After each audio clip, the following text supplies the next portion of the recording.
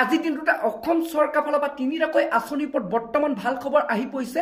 তো বন্ধুসকল যোনটো নেকি বৰ্তমান অসম চৰকাৰ ফালৰ পৰা ভাল খবৰ আহি পৰিছে, তো আপোনালোকে কাইলৈ আপোনালোকে তিনিটাকৈ আঁচনি টকা আপোনালোকক দিয়া হ'ব, অৰ্থাৎ আপোনালোকে লাভ কৰিব। তো বন্ধুসকল যোনটো নেকি বৰ্তমান অসম চৰকাৰ ফালৰ পৰা যোনটো নেকি বৃহৎ ঘোষণা কৰা হৈছে, তো বন্ধুসকল আপোনালোকক মই জনাম যে কোন তিনিটা আঁচনি টকা আপোনালোকে লাভ কৰিব। তো আৰু লগতে বন্ধুসকল যোনটো নেকি খবৰ আহিছে, আপোনালোকে এইবাৰ সকলো লোকে কিন্তু এই আঁচনি টকা লাভ নকৰিব।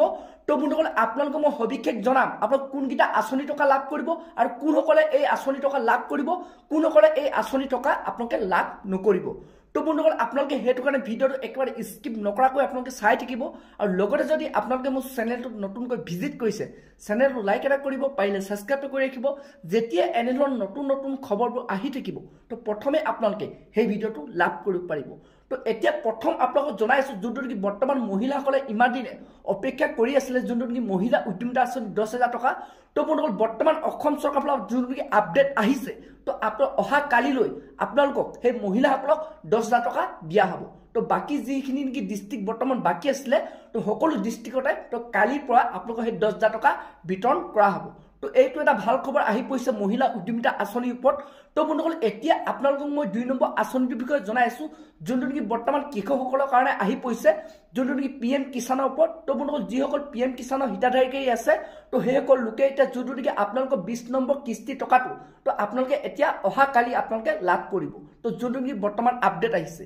আৰু বন্ধুসকল এইখিনিতে আপোনালোকক জনাই থওঁ, তো আপোনালোকে কিন্তু এইবাৰ সকলো লোকে এই PM কিষাণৰ টকা লাভ নকৰিব। তো যিসকল লোকে এতিয়ালৈকে পঞ্জীয়ন নকৰিলে, তো সেইসকল লোকে কিন্তু আপোনালোকে এইবাৰ PM কিষাণৰ টকা আপোনালোকে লাভ নকৰিব। আৰু নতুন যিসকল আছে, তো সকলো লোকে পঞ্জীয়ন কৰিব লাগিব, নতুন পুৰণা কথা নাই। তো সকলো লোকে পঞ্জীয়ন কৰিলেহে আপোনালোকে অহা কালিলৈ আপোনালোকে সেই টকাটো লাভ কৰিব, অৰ্থাৎ আপোনালোকে 2,000 টকা আপোনালোকে লাভ কৰিব। এতিয়া বন্ধুসকল আপোনালোকক মই জনাই আছোঁ যোনটো নেকি বৰ্তমান 3 নম্বৰ আঁচনি, যোনটো নেকি বৰ্তমান খবৰ আহি পৰিছে অৰুণোদয় আঁচনি 3.0।